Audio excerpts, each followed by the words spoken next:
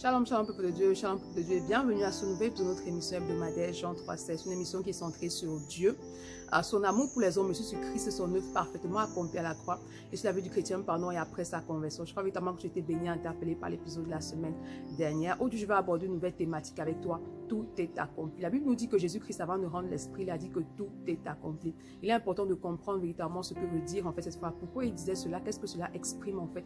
Et qu'est-ce que cela implique en fait dans ta vie lorsque tu te connectes parfaitement à l'œuvre de la croix? Premièrement, tout est accompli. Ça veut dire que tout est accompli tout simplement, que toutes les prophéties qui avaient été annoncées concernant la venue de Christ et concernant son œuvre se sont parfaitement accomplies à la croix. Donc Dieu a accompli la parole qu'il avait dite par ses serviteurs, les prophètes. Deuxièmement, tout est accompli. Ça veut dire que il n'y a plus de sacrifice à faire parce que le sacrifice parfait a été fait en fait. Donc plus besoin de sacrifier un veau, un bouc, un agneau ou un pigeon. Pourquoi? Parce que Christ est le sacrifice parfait. Dans l'Ancienne Alliance, lorsqu'il y avait un péché, on devait sacrifier en fait un animal par rapport à la catégorie du péché en fait qui avait été commis. Donc parce que Christ a été sacrifié, il n'y a plus besoin de faire de sacrifice. Tout est accompli.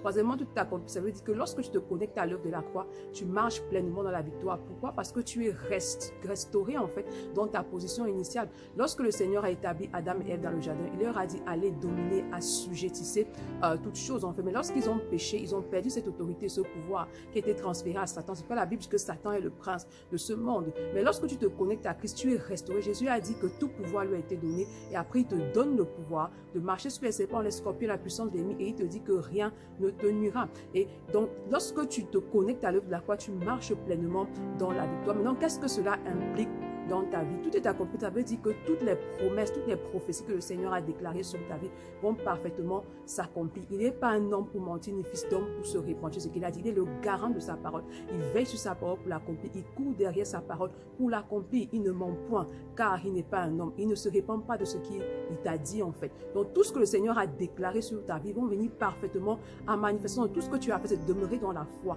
C'est de demeurer ferme dans la foi parce que ta foi en fait c'est le catalyseur de la manifestation de la puissance de Dieu dans ta vie. Donc tu dois rester ferme, demeurer dans la justice et croire parce que Dieu est omnipotent. Ce qu'il t'a dit, il accomplira parfaitement. Deuxièmement, ça veut dire que tu ne dois plus faire de sacrifice. Il n'y a plus d'animal à tuer ou autre chose. Non, le sacrifice parfait a été fait. Tout ce que tu as fait, c'est de te connecter parfaitement à l'œuvre de la croix, te connecter parfaitement à l'autel qui a été établi à Golgotha. Enfin, tout est accompli. Ça veut dire en fait que tu marches dans la victoire. Lorsque tu te connectes à l'œuvre de la croix, tu marches pleinement dans la victoire. Donc le Seigneur te donne le pouvoir. Ce n'est plus lui qui fait le travail à ta place parce qu'il a tout accompli à la croix. Donc tu dois juste exercer ce pouvoir. Il te donne le pouvoir, il te donne l'autorité. Il a dit, en fait, la Bible nous dit en fait que Christ a le nom qui est au-dessus de tous les noms et devant son nom, tout genou fléchit. Donc lorsque tu invoques le nom de Jésus, tu te tiens sous l'autorité et le pouvoir que tu as reçu de lui, tu as la capacité justement de dominer sur tout ce qui dominait sur toi. Si hier il y avait des autels qui parlaient contre toi, si hier il y avait des liens qui agissaient dans ta vie, s'il y avait l'oppression, la dépression et toutes ces choses-là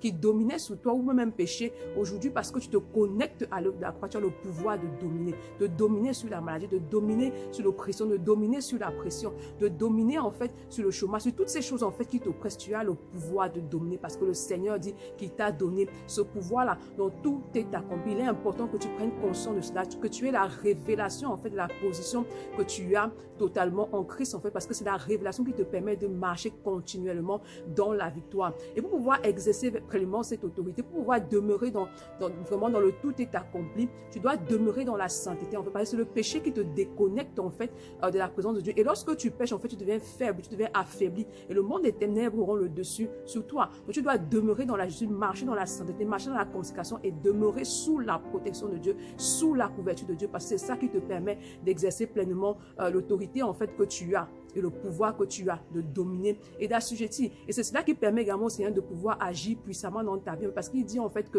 je veux bien agir dans vos vies, mais c'est vos péchés en fait qui me séparent de vous. Donc lorsque tu demeures dans la sainteté, le Seigneur agira puissamment. Mais lorsque tu marches dans le péché, en fait, tu l'empêches même d'agir dans ta vie. Donc la condition véritable de pouvoir vivre vraiment ce tout est accompli là, de demeurer dans la consécration et dans la sanctification. Amen. Voilà, je vais t'inviter à la prière.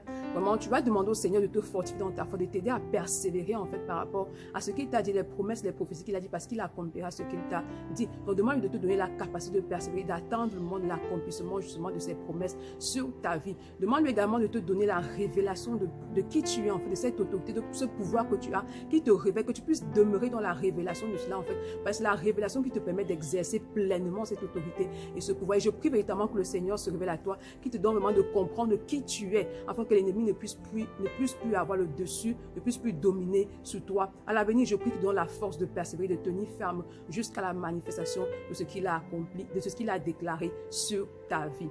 Amen, amen. Que le Seigneur se révèle puissamment à toi. Amen. Donc voilà, ça s'achève l'épisode de ce jour. Je crois évidemment que tu as été béni et interpellé. Donc voilà, on se donne rendez-vous la semaine prochaine pour un nouvel épisode. Donc voilà, on se donne rendez-vous la semaine prochaine. Que le Seigneur te bénisse abondamment. Shalom.